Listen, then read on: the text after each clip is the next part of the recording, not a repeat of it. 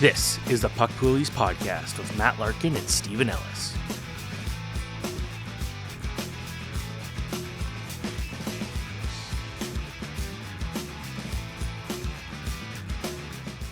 Hello, everyone. Welcome back to a new edition of Puck Poolies. It's Matt Larkin here with my old pal, Stephen Ellis. And, I'm a little more reluctant than normal to talk about my fantasy league. Things took a turn last week, but you start, Stephen. What's going on in your league right now? Well, I think I figured out what happened to you then. But in my league, we just started the playoffs this week, and I'm playing the team that has not won yet this season because we have a rule where, there's some actual value in getting the first overall pick because it's an auction draft. But the idea is that you get one player for free. Doesn't matter who it is in the league. So there's some incentive to lose this year. I'm losing to that guy right now, but that's a story for another day. In terms of last week, it was a really tough one where I had some guys injured, Tage Thompson not playing, and it was like, this isn't going so well. But I really needed a good final day, and I picked up Joseph Woll, and I think it was Joel Hofer I still had in the lineup, and I got the goaltending I needed. I won by 4 points, which is good after losing by like 3 points, I think it was the week before. So I won that. So we're in the playoffs now.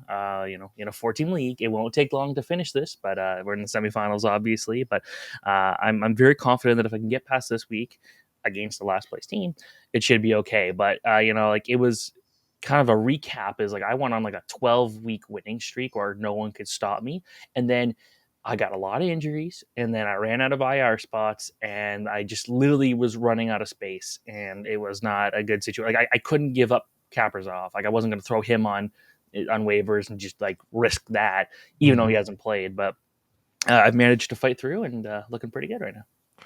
All right. Well, that makes one of us. I have now been eliminated in the semifinal of my league for the 3rd season in a row. I just cannot get over the hump. I won 14 out of 16 weeks going into the semifinal. So I was deserving to go all the way, but in head-to-head, sometimes the wrong thing happens. And it was that second. So I have Nashville goaltending is one of my goalie tandems. And that second game where Seattle, I think they scored 7 goals on Saturday.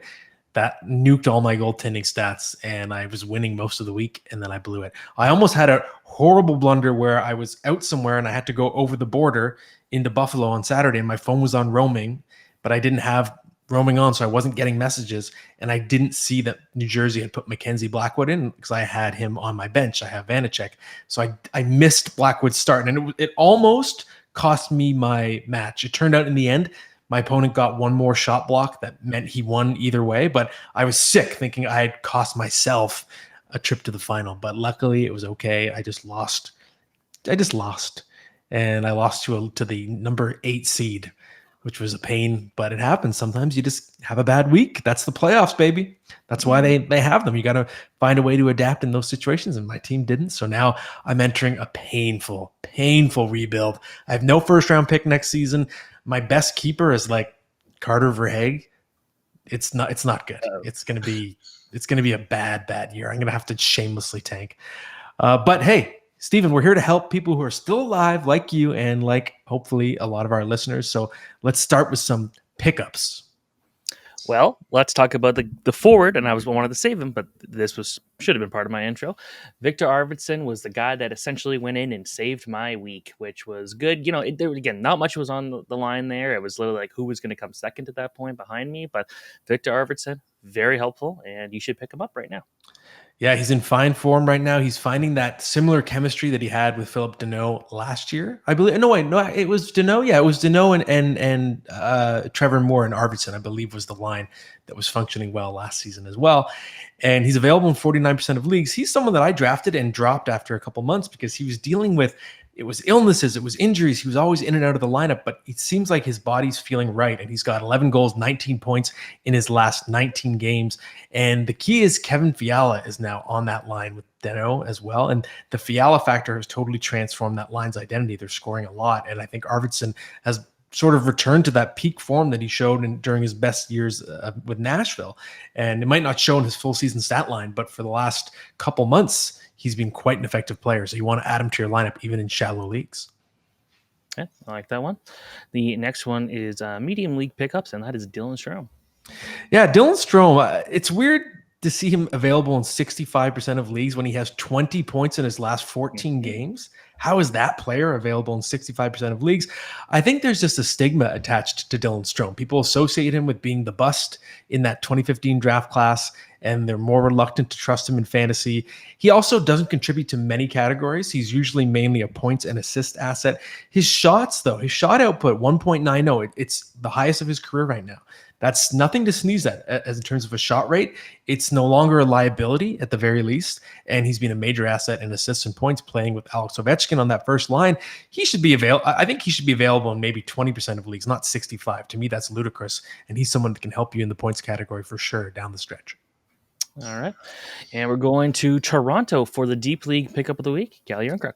Yeah, this is just a matter of circumstance. Calle Jarnkrok is playing with Auston Matthews and Mitch Marner. We know now, of course, Marner has been hot all season, but Matthews is really seeming to find his game now. His goal scoring touch is coming back. It seems like he's healthier. He's obviously reunited with Marner. They're getting that chemistry back. And Jarnkrok right now is the one getting the shot with them on that first line on the left wing, which has been sort of a revolving door in Toronto. He's got 6 goals, 9 points in his last 12 games, Calle Jarnkrok, available in 85% of leagues. And I'm just looking at the upcoming Leaf schedule. It's Florida, Ottawa, Detroit, Columbus. To me, that sets up for, I believe, what could be 4 barn burners. Just those teams in the bottom part of the East, they get a little sloppy defensively, and I think it sets up well for there to be some track meets. Maybe the Leafs are going to get scored on a lot too. They've been bad defensively, but that just means they'll be pushing to score as well. So I think we'll see another big game or 3 or 4 or 5 from Auston Matthews during this final part of the season, and Jarnkrok could be the beneficiary on his line. I like that. The WTF pickup of the week is a guy who's had some ups and downs in his career, and that is Carter Hart, a guy who also faces a ton of shots. Yeah, he's available in 33% of leagues, which to me doesn't make any sense. That's why he's in the WTF category. I think people have associated the Flyers with just being terrible, which they have been in many ways this season. But a John Tortorella team plays fairly disciplined hockey. They've been bad, but they've been competitive night to night, and you can see that in Carter Hart's numbers. 914 save percentage in the last month, 933 in the last 2 weeks. So he's been playing at quite a high level. We know the talent is not the problem. And it seems like the Flyers have not been a total liability in terms of hurting his ability to post good rate stats. You look at the schedule for the Flyers this week: Montreal, Ottawa, Buffalo. That's not too scary to me. And I think there's potential for a big game or 2 for Carter Hart in there, especially if when he faces Buffalo, there's no Tage Thompson. It could be possible depending on his status as the week progresses. So I think Carter Hart is someone that can actually help you if you're deep in the fantasy playoffs and you need a boost in net. Yep, I like that one. And to go with the tip of the week, we're going to stick with goaltenders, and that is lean into matchups more than ever with goaltenders. Yeah, and that actually ties to the advice I just gave on Carter Hart. So when you're at this point in the season, you're splitting hairs and you're trying to get that tiny little edge over your opponent. I think when it comes to goalies in particular, it's fair to not just look at a player's overall ability, but also pay close attention to what's on the schedule. And to me, the reason why that's important is we're sort of at this dead time of year where the tanker teams are just extra bad. They've stripped down the rosters. Often they won't be reactivating players who are banged up because they think, oh, there's no reason bringing so-and-so back because we're not going to make the playoffs. So you can find a goalie who's playing those teams, and the odds of a big game, I think, are higher than they would be earlier in the season when any given team can win on any given night. So I think paying attention to the schedule is extra important when it comes to just trying to decide between which goalie to start or which goalie to pick up. Yeah, and that's one where goaltending, like I've said many times on this show, has been so valuable for me. And a lot of it is just like I'm looking at just specific workloads, and I love Sundays. I've been utilizing that, the schedule manipulation stuff we've been talking about the last couple of weeks, where that's one where I'm always looking for a goalie that I know will always play on a Sunday, and that's typically a backup goalie. But depending on the team, that can work really well. And teams like St. Louis and Toronto have actually been very effective there. Yeah, that's a smart strategy. Absolutely. And speaking of smart, I love my little transitions, don't I, Stephen? But I'm really excited about our special guest that we have today. It's almost like someone who's been on the inside with special information for us. Rachel Doerrie is going to come on. She has some very interesting experience working with, of course, the Canucks, New Jersey Devils, Sudbury Wolves, and we're going to apply some of that knowledge to fantasy hockey. Okay, next up, I'm very excited for today's guest. It is technically a former colleague of Stephen and mine at the Hockey News. She is a columnist at the Hockey News right now, a podcast host of the Hockey News, obviously very experienced working for multiple NHL teams in analytics, video analysis. I'm giving you a really long title as I introduce you. It's Rachel Doerrie. Please welcome the Puck Poolies. And Rachel, how are you doing? I'm doing well. It's good to kind of be back at the same, I guess, podcast as you guys. I feel like we never got to do one together, so this is kind of fun. It's true. We're playing out a possible scenario now. We're all in the same show, sort of in a way. And Rachel, before we had you on, we were talking off the air, if you will, about your beginnings in fantasy hockey and how it started with doing statistics for your dad's pool. I know that was obviously your path. You're big in the data world. So could you just share that origin story and on how you were doing those stats and how it eventually, if it did sort of connect your path to numbers and analysis and data in your career as well? Yeah, so I was a huge I didn't play hockey till a little bit later on because the sport that I did primarily growing up did not allow me to do that. And so I could really only watch hockey and study it, like go to games, that kind of thing, or like play mini sticks in my basement. And I was really good at math, like I always have been. And so stats were a way that I felt like I could talk to my dad about something because my dad obviously always wanted me to play hockey and soccer, and I wasn't playing that at the time. And so talking about hockey was something that was super fun for us. Um, and I got super into statistics. And so by the time I was about 10, whenever Yannick Perreault came back to the Leafs was really like around that time frame when Sundin kind of broke that scoring record around there. I knew my dad was in a hockey pool, but then I was like, oh, like, let me help you out. And at the time it was more, he would explain the strategies, and his pool is a lot different. It's not one that's run online. You actually have to show up to the draft. You draft in person, and it's points based. So you pick your players. You take like a certain number of forwards, certain number of defensemen, and a team for goaltending. So every goal that team gives up is basically just -1. And so all I had to account for was points, and then later on injuries, and goals against. And so I would start kind of like, oh, here's some like underdogs that you should look at because like I think that they might pop this year, or like they might be underrated. And so that started when I was about 10. And that was kind of my first foray into analytics because this is my 16th season helping my dad. I had to take 1 year off because I was in New Jersey at the time when the draft happened. And my dad's finished in the money 15 of the 16 years, and we're due to actually win this year. So it could be, I could go 16 for 16. But that kind of like when I saw that you could win money and I saw that it could be helpful, then I graduated high school, and that summer the Corsi Wars on Twitter happened. And so I was like, you know what, I might actually want to apply what I know to hockey because I'm certainly not going to play professionally. So this could be my way to get in.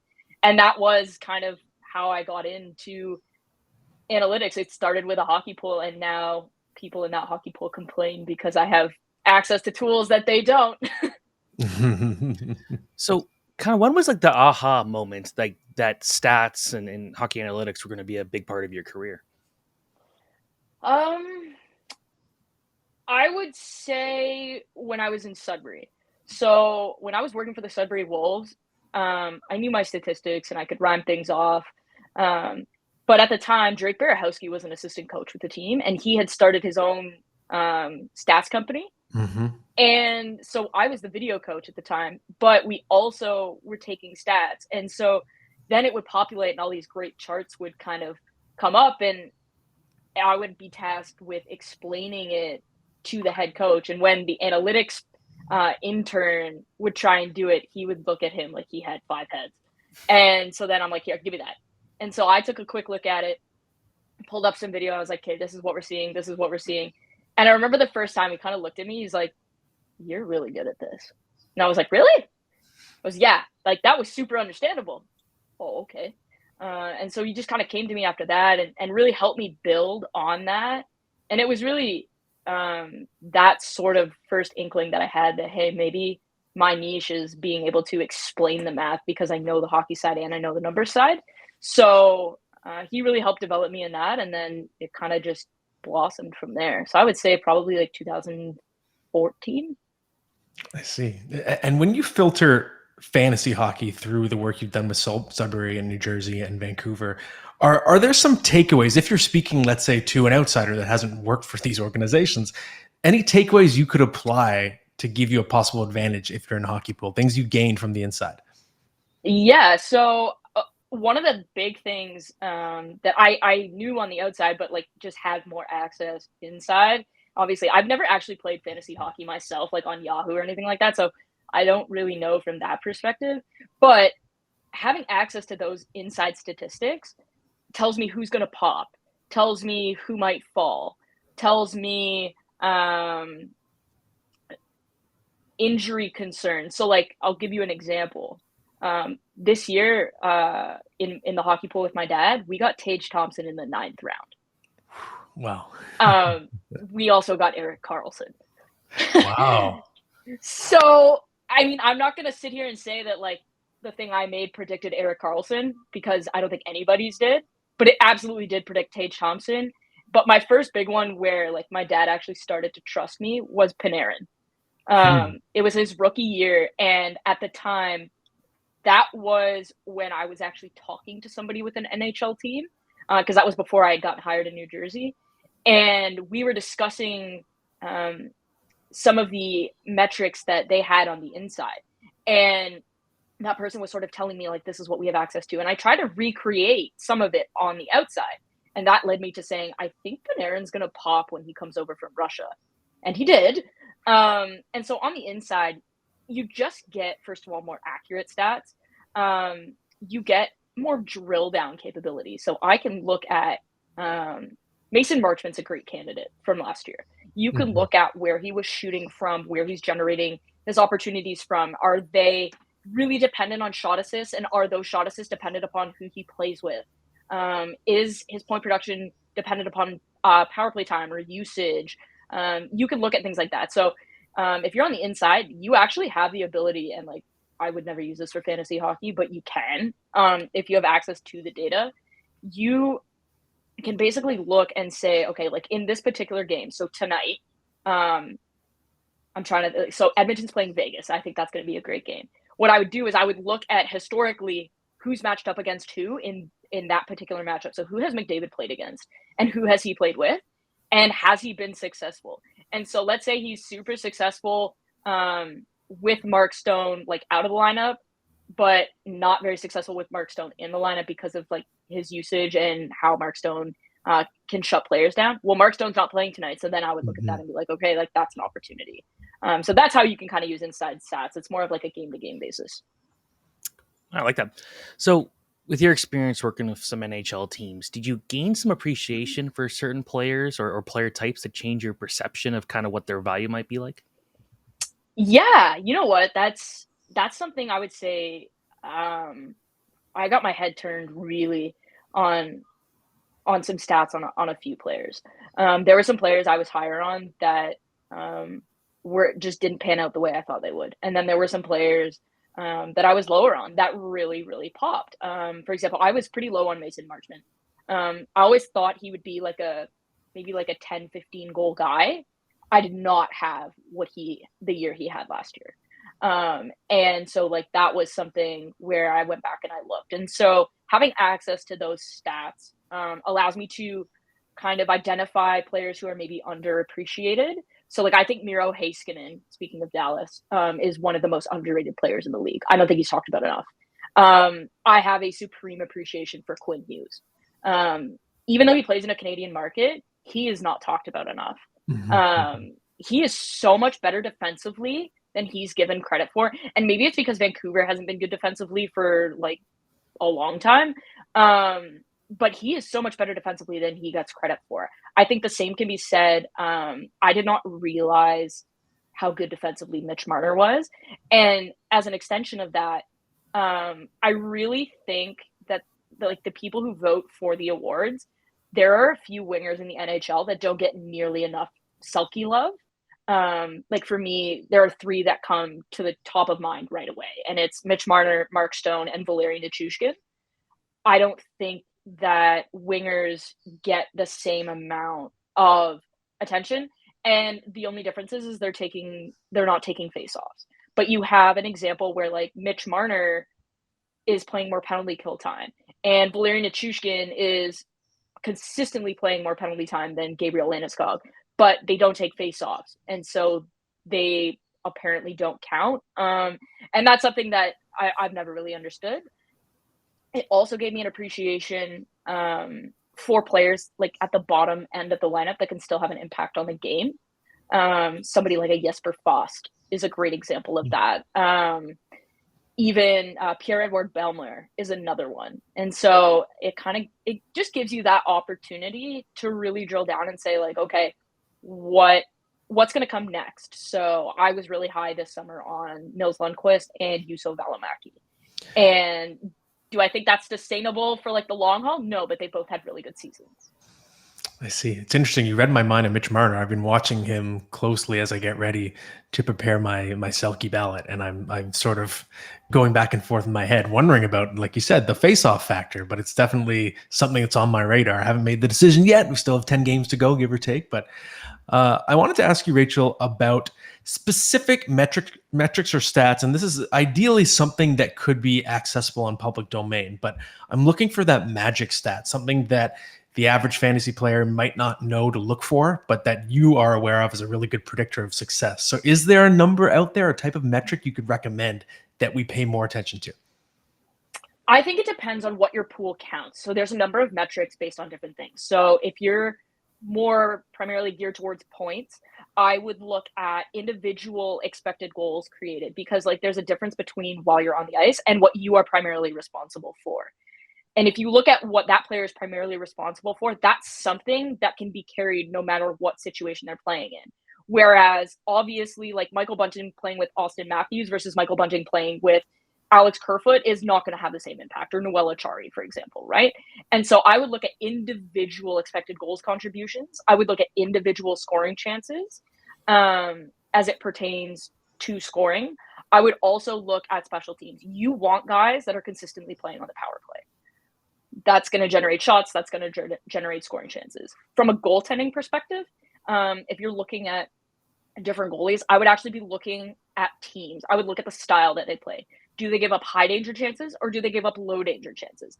I would much rather have a team give up 35 shots and only 5 of them are high danger versus a team that gives up 24 and like 17 of them are high danger, because your goalie has a better chance of making the save. So when you're looking at drafting goalies, yes, you're going to have your Vasilevskis, your Sorokins, Shesterkins, Saros. But outside of that, you really want to look at the team that's in front of them, because that's going to dictate a lot of the type of scoring chance that they're going to get and whether they're going to be set up for success in terms of making those saves and shutouts and things of that nature. Okay, I like that. So because you've worked with teams, because you're so involved in the analytics side, kind of what is your general relationship to fantasy hockey these days? Are you a current fantasy hockey player, or did you like working with teams make you feel too close to it?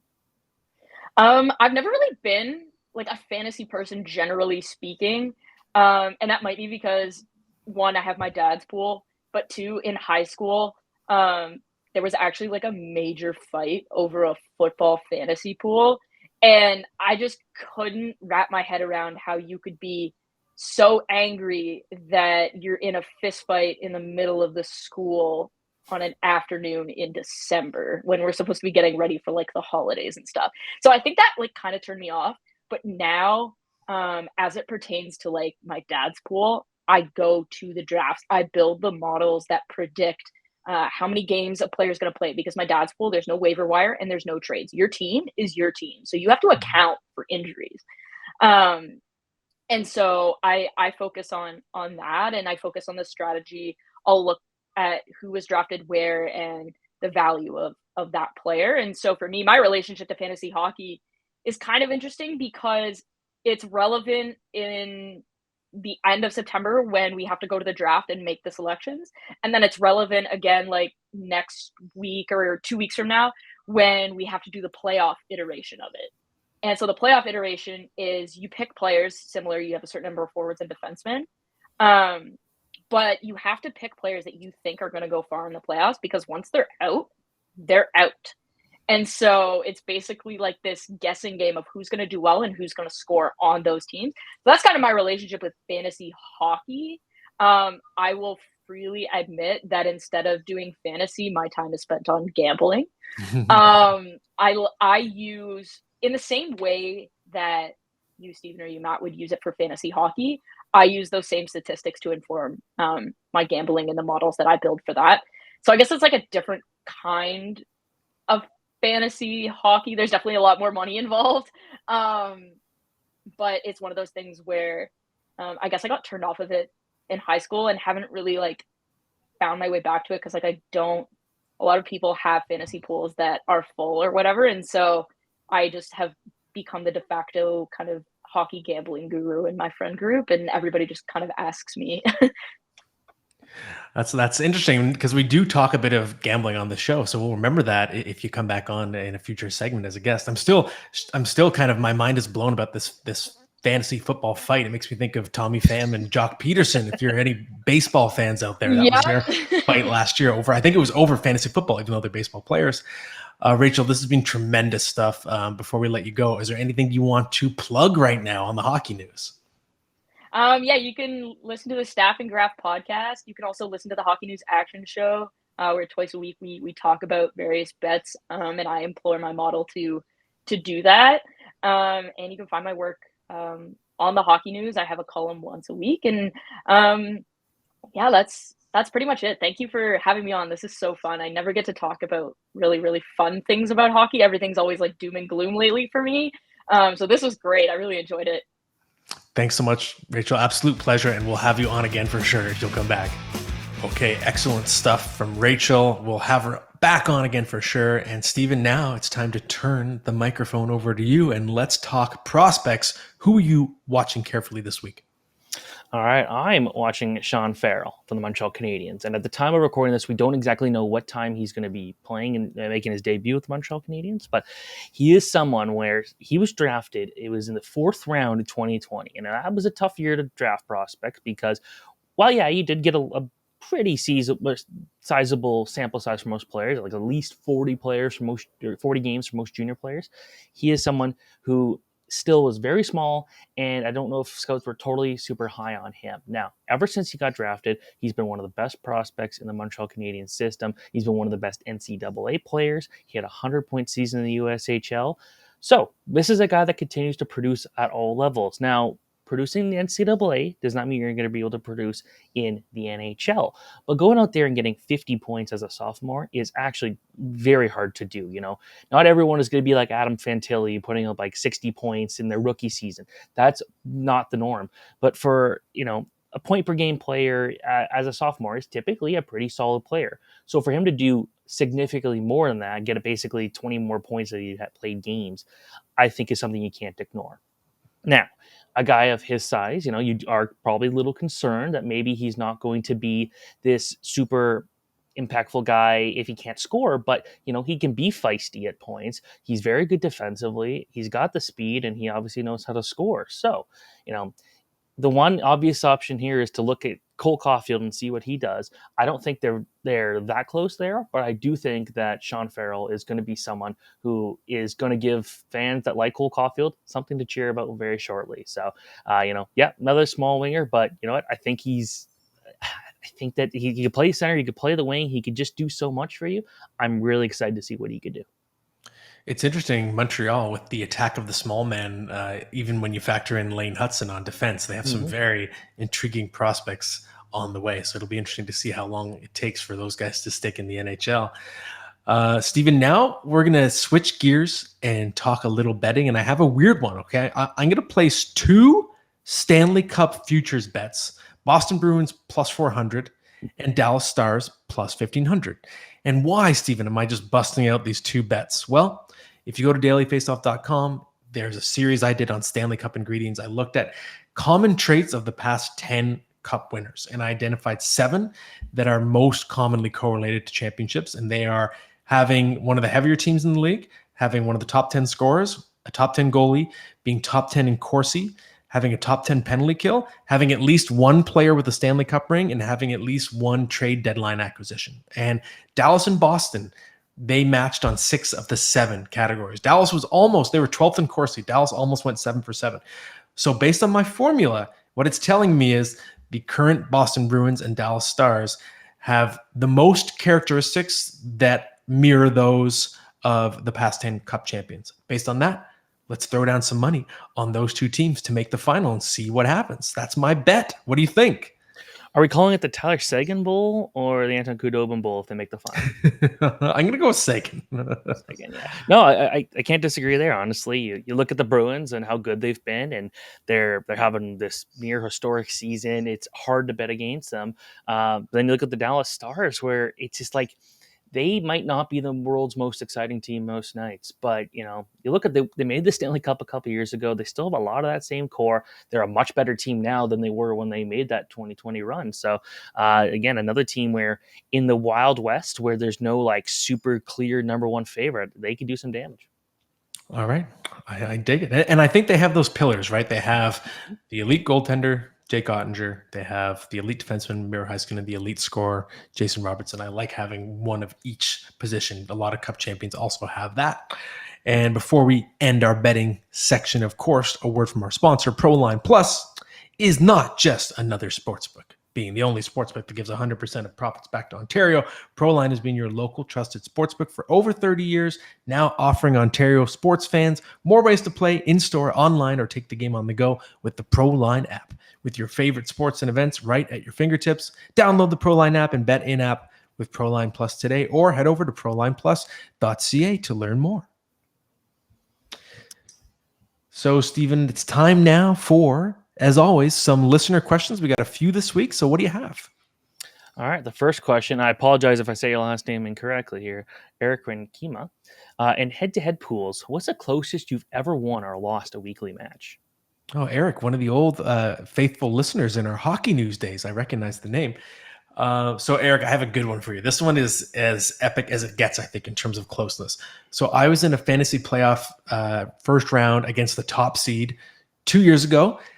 We were tied, and I had beaten him in the regular season, so I somehow had the tiebreakers. We were tied, or I was one. In order to tie him, which would have triggered the tiebreaker, which I would have won, I needed one shot on goal in the last game of the week, which went to overtime. I believe it was a game involving, I think it was Cam Atkinson. I think he was still a Blue Jacket at the time. But I needed one shot on goal in overtime of the last game of the week on a Sunday from Cam Atkinson to advance, and I got the shot in overtime. It was that close. I was waiting down to the final minute, and he shot the puck on net, and that advanced me past the top seed. So that's pretty much as close as it gets. I'm going to go back to, I believe it was the 06-07 season. So a very long time ago, and I was still quite new to it. I was playing in a pool with friends and family, and we were in basically the season went all the way down to the end of the regular season. And I really needed Marty Brodeur to go out there and get a win in my last game to win. Well, the Devils played Scott Clemenson. And if you might remember this game, this is the one against the Islanders where Wade Dubovitz went out there and kind of stole the show. And it was a fantastic hockey game. And I don't know why, for whatever reason. It was because of the growing up in the Toronto area, the Leafs, the playoff spot was at stake. And yeah, that was quite something. So that was how I lost by a whole 1 point. That's an infamous game if you're a Leafs fan around here. Absolutely. Okay, who do we have next? Next question comes from Ranton and Raven. In regards to next year's draft order, do you go simply by season standings, do some sort of consolation playoffs to earn the first overall pick? I do like that one. Or do a weighted lottery? It's funny, Ranton and Raven. I read this question when it came in, and it really got me thinking that I should change what we do in our own league. So right now, we just go by season standings, which really, really promotes tanking, and it really messed up our league this year because we have player contracts, and McDavid and Matthews, Draisaitl, a lot of the best players, their contracts were up this year. And so it was the ultimate year, the perfect year to tank. And the tanking messed up the standings so much that it created fake good teams because the teams that were in the same division as the tankers, they got to play those tanking teams multiple times.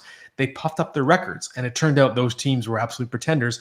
They got bombed out in the first round. And now in our final, we have the number 7 and 8 seed are facing each other for the championship because that's how messed up and fake the standings were as a result of this tanking. So I am actually recommending to our league that we implement a draft lottery, a weighted lottery. Right now we don't have that, but I think it's the way to go because I'm learning firsthand that otherwise you're really encouraging tanking. There was one year where everyone we did a lottery system and I won the league, and everyone was still like had a chance to win the first overall pick, but the last place team got like a 50% chance, and the last place or the team that won got like a 0.5% chance of getting it, and I got it. I got the first overall pick the year after winning the championship. That's brutal. So that was quite a way to do it. Dirk Duchesne asks, who do you like more as a goal scorer the next 3 years? And they have to choose one for their keeper: Auston Matthews or David Pastrnak. Dirk Duchesne sounds like an automatically generated like coach name in NHL 24 or something.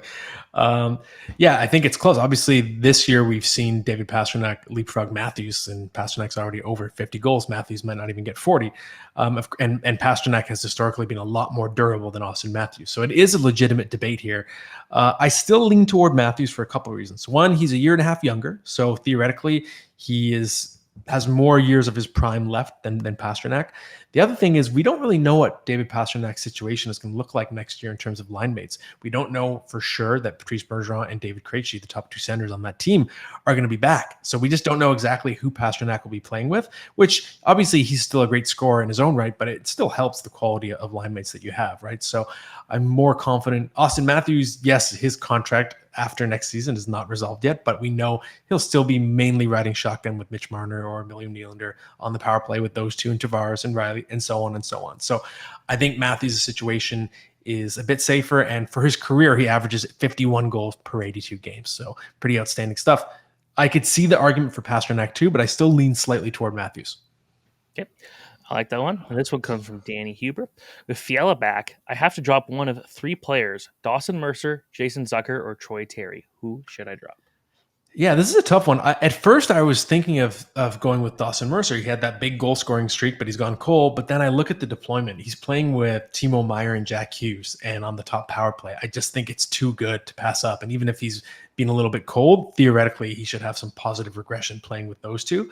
And Troy Terry, he has been hot, but I don't think he contributes to as many categories. He also had to leave the Ducks for a personal situation. I believe it. From what I remember, his wife is expecting a baby. I'm not sure if it's to do with that, but I did remember seeing on Troy Terry's Instagram that they were having a baby. He's away from the team, so you don't really know what his status is going to be anyways. That makes the decision for you in a way. Jason Zucker, he's had a bit of a resurgent season because he's throwing so many hits. He's scoring, playing on Pittsburgh's second line, but he's also playing a lot more of a physical game this year, so he's been an asset in banger formats. So based on all of that information, I would drop Terry of that group. All right. That's it for all the questions. Starting lineup time. So what do you have for me? Okay, Stephen. Well, I know you are a goalie enthusiast and you're a goalie mask enthusiast. So I wanted to give you a chance to name your favorite mask art designs of all time.